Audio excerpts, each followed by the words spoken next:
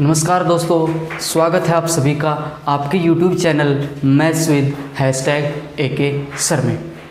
आइए दोस्तों, आज हम एक अलग ही कंसेप्ट लेके आए हैं आप लोगों के लिए, जो अक्सर आजकल लेटेस्ट पैटर्न पे SBI और IBPS PO मेंस में देखने को मिलता है। तो उस प्रकार के पैटर्न में आजकल क्या चेंज है, आजकल क्वेश्चन पॉसिबिलिटी पे बन रहा है और स्टेटमेंट वाइज बहुत कैलकुलेटिव और लॉन्ग स्टेटमेंट के साथ बन रहा है।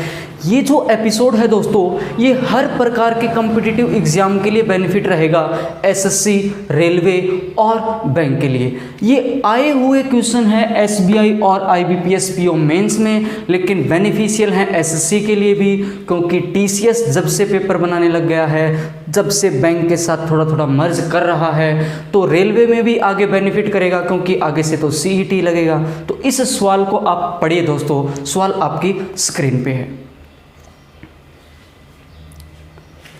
इस सवाल को पढ़िए दोस्तों। हम यहाँ पर एवरेज का कंसेप्ट और इतना बड़ा जो आपके पास पढ़ने के लिए पैराग्राफ टाइप का क्वेश्चन आता है, ये बहुत ही सरल होता है, बहुत ज़्यादा आसान होता है। बस इस लैंग्वेज को आप समझिए, इस क्वेश्चन को पढ़िए।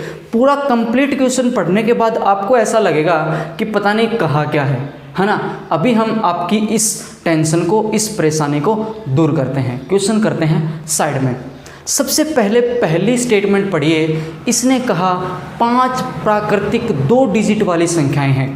कैसी दोस्तों? 2 डिजिट वाली। कितने नंबर हैं? 5। तो आप कुछ ऐसा बना दीजिए, 1 2 3 4 और 5।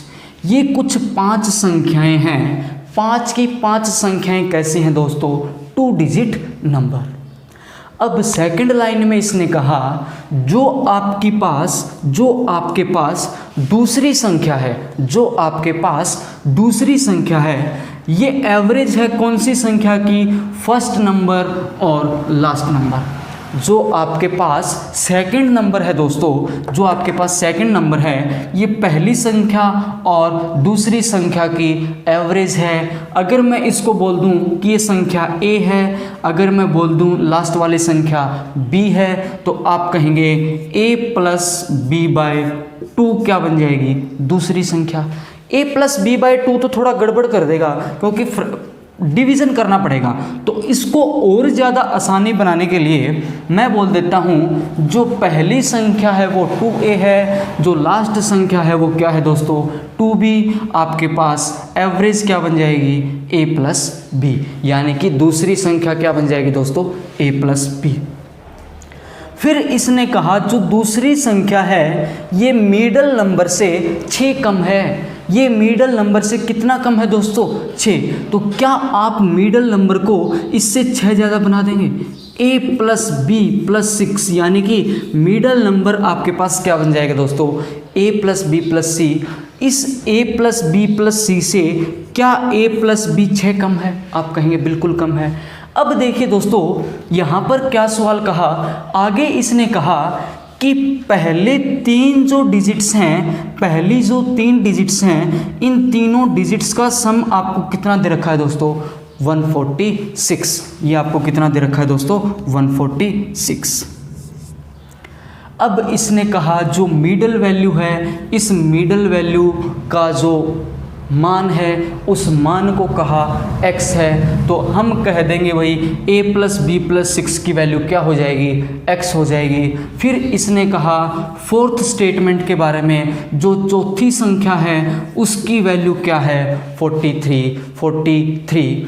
और अगर मैं इन पांचों संख्याओं की औसत की बात करूं, तो औसत आपको कितनी दे रखी है दोस्तों? y। औसत आपको कितनी दे रखी है? y। ये तो कंप्लीट क्वेश्चन है दोस्तों। 5 प्राकृतिक संख्याएं हैं, पहली और आखिरी की औसत दूसरी संख्या, पहले 3 का सम 146, जो थर्ड डिजिट है, जो मिडल डिजिट है, ये इससे क्या ज़्यादा है? 6 ज़्यादा है। फोर्थ संख्या 43। सवाल कहता है x और y की पॉसिबल वैल्यूज़ कौन सी हो सकती हैं? यानी कि आपके पास यहाँ पर x है, y है, a है, b है, 4 वेरिएबल्स आ गए। आपको बस काम करना है दोस्तों किस पर, x और y पर। आपको किस पर काम करना है दोस्तों, x और y पे।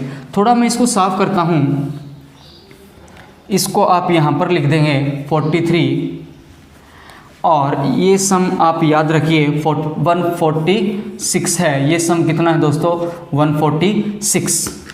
अब मुझे बताइए, जब इन पांचों संख्याओं की एवरेज क्या है दोस्तों, y, तो क्या सम 5 गुना y बन जाएगा, हाँ है ना।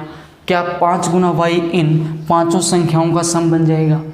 अब पांचों संख्याओं का सम तो 5y बन जाएगा, लेकिन यहाँ पर आप कहेंगे 2a, यहाँ पर आप कहेंगे a प्लस बी प्लस यहाँ पर आप कहेंगे x प्लस आप क्या कहेंगे 43 प्लस आप क्या कहेंगे 2b, यानी कि 5y की वैल्यू क्या बन जाएगी दोस्तों, 2a plus b plus x plus 43 plus 2b, यानी कि टोटल सम तो ये दोनों बराबर होगा। अब मैं इसको कर देता हूँ एक बार के लिए साइड में।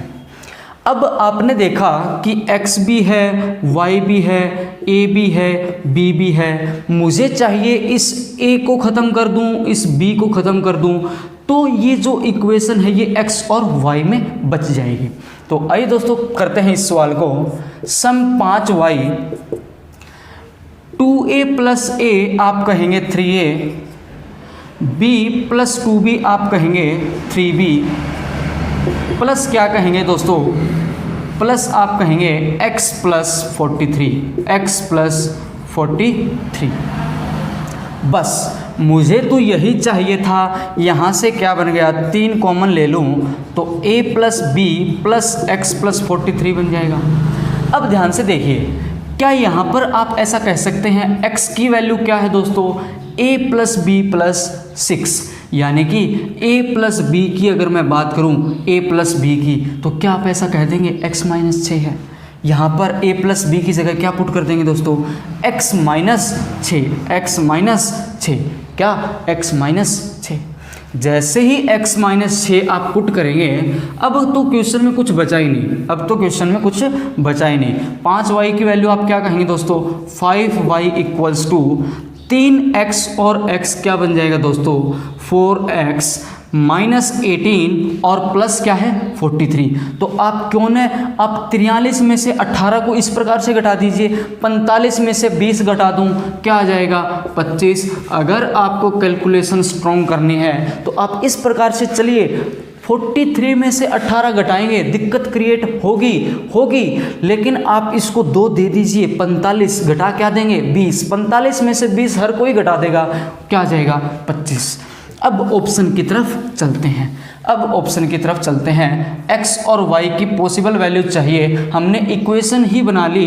इक्वेशन क्या बना ली दोस्तों, 5y equals to 4x plus 25। पहला जो ऑप्शन है उसमें कहा वैल्यूज़ आपकी x और कितनी 36, यानी कि x की वैल्यू अगर मैं क्या पुट कर दूं दोस्तों 50, y की वैल्यू अगर मैं पुट कर दूं 36, तो क्या ये इक्वल हो पाएंगे, ये जाएगा लगभग 150 से और ये ऑलरेडी 200 प्लस है, तो यानी कि ये ऑप्शन आपका नहीं हो सकता, ए आपकी वैल्यू नहीं हो सकती।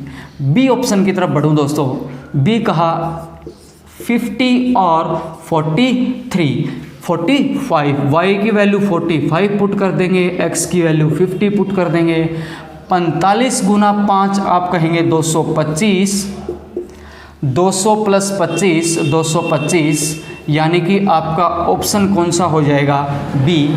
x की वैल्यू 50 आएगी, y की वैल्यू 45 आएगी दोस्तों, 50 और 45 आपका आंसर बन जाएगा।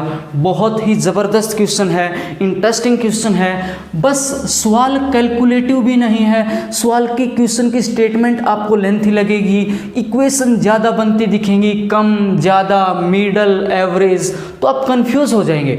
उस कंफ्यूजन से हटने के लिए आप क्या करिए, आप बिल्कुल स्टेप वाइज स्टेप चलिए।